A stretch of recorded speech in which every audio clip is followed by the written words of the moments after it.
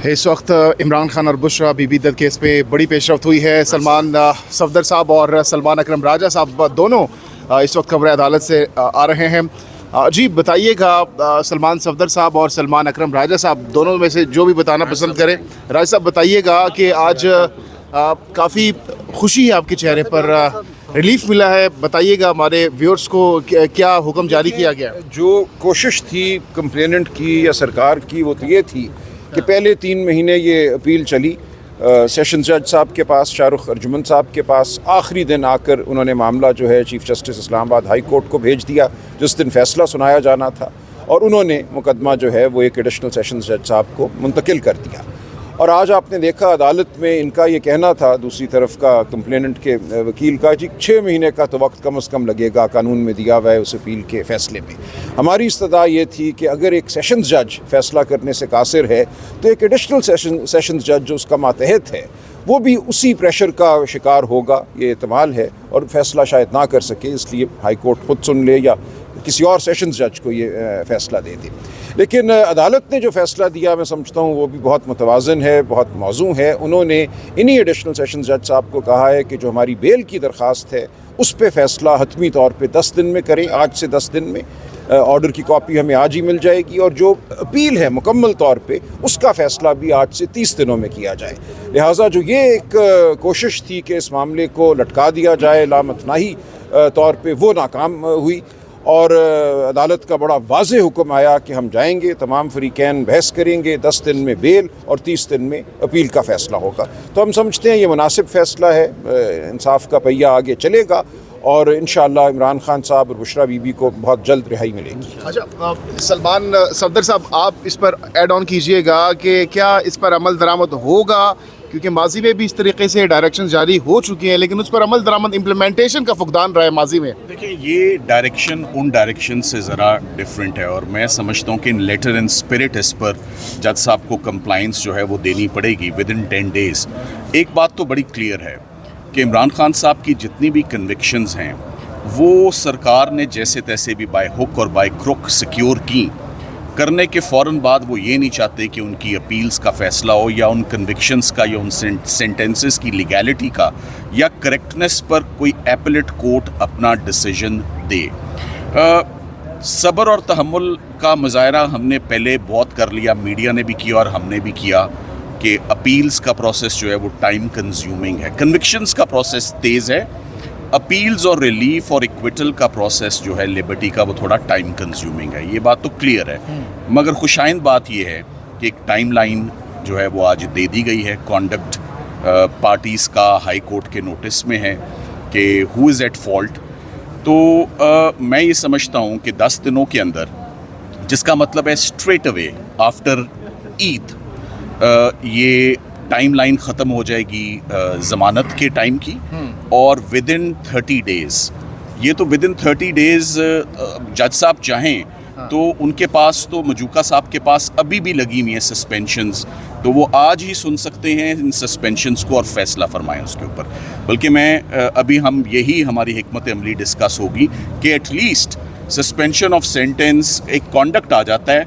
हम अपनी साइड से, ये अभी राजा साहब के साथ इस पर जो है मुशावरत होगी कि हमें अपनी असिस्टेंस हम जज साहब को दें, और फिर वो फ़ैसला इसका ईद से पहले फरमाएं। अभी भी देखें उनके पास, मजूका साहब के पास अभी भी 3 वर्किंग डेज़ हैं, अभी भी जुमा और हफ्ता बाकी है और काम चल रहा है। सो मेरा ख्याल है कि अगर उनके केस में दम है और सब्सटेंस है तो मैदान छोड़ के नहीं भागना चाहिए और आके अपना केस लड़ना चाहिए। सलमान सफदर साहब, अब प्रोसिक्यूशन के पास क्या कोई ऑप्शंस बाकी है केस को मजीद लिंगर ऑन करने के लिए?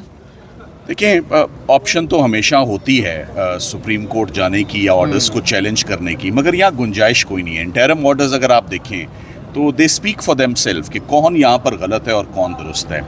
15 दिन 4 गवाह पढ़ने में और एक छोटा सा फैसला पढ़ने में कितनी देर लगती है? रात। अगर 2 दिन में वो ट्रायल मुकम्मल होके, एविडेंस मुकम्मल होके, 342 रिकॉर्ड होकर, फाइनल आर्ग्यूमेंट्स होके जज साहब 50 सफ़े का अगर फैसला 2 दिन के अंदर लिख सकते हैं, एक मैजिस्ट्रेट साहब, तो ये 2-3 घंटे के अंदर अपील क्यों नहीं सुनी जा सकती और इसका फैसला क्यों नहीं हो सकता? मेरा तो ख्याल है कि राजा साहब ने पहले भी दलाइल दिए और एक हमने दिन भी में हो देने। सकते हैं। ये एक दिन का केस है, ये एक दिन का फैसला है। अब मेरा ख्याल है कि ऑल आइज ऑन अफजल मजूका साहब कि वो इंशाल्लाह कितनी जल्दी हमें इसमें इंसाफ खबर मानिका साहब से भी जवाब तलब किया गया था, क्या जवाब उनकी जानिब से जमा कराया गया? देखिए, खबर मानिका साहब ये आप उनसे प्लीज़ पूछें कि वो किधर हैं। पर मेरा तो ये ख्याल था कि जो यूजुअली कहा जाता है कि डिले क्यों था, पर मैं एक्सपेक्ट ही करता था कि ये इस्तगासे में भी आया कि 5 बच्चे हैं तो एटलीस्ट उनकी वालदा का ये राइट बनता था कि वो खबर मानिका साहब के 5 बच्चों के साथ अपनी ईद घर पे गुजारती और ये आज इस पर कार्रवाई होती। सो ये जो